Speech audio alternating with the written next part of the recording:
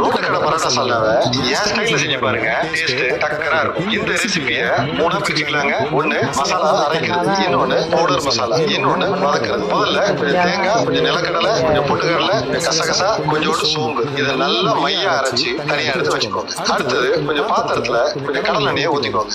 எண்ணெய் நல்லா காஞ்சதுக்கு அப்புறம் இது கூட கொஞ்சம் பட்டை, லவங்கம், கல்பாசி, பிரியாணி இலை, சோம்பு இதை போட்டுக்கோங்க. இது கூட கொஞ்சம் வெங்காயம், கொஞ்சம் பச்சை மிளகாய், கொஞ்சம் கருவேப்பிலை இதை போட்டு நல்லா பொன் நிறமா வறுத்துக்கோங்க. இதை வறுத்ததுக்கு அப்புறம் கொஞ்சோண்டு தக்காளி, இஞ்சி கொஞ்சமா சேர்த்துக்கோங்க. கார்லிக் நிறைய போடுங்க. நல்லா வதக்குங்க. வதக்குனதுக்கு அப்புறம் கொத்தமல்லி கம்மியா போடுங்க, புதினா ஜாஸ்தியா போடுங்க. புதினோட பிளேவர் ஜாஸ்தியா இருந்தா உங்க சால்னா டக்கரா இருக்கும். இது எல்லாம் நல்லா வதங்கினதுக்கு அப்புறம் நான் சொல்றேன், இந்த 3 பவுடர் மட்டும் செய்யுங்க. பெப்பர் பவுடர் கொஞ்சம் கம்மியா, சீரக பவுடர் கொஞ்சம் தூக்கலா போடுங்க. இது கூட கொஞ்சோண்டு கரம் மசாலா பவுடர் மட்டும் சேருங்க. இது எல்லாத்தையும் கலக்குங்க. உங்களுக்கு சிக்கன் சால்னா வேணும்னா சிக்கன் ஆட் பண்ணிக்கோங்க. மட்டன் சால்னா வேணும்னா மட்டன் இந்த டைம்ல போடுங்க.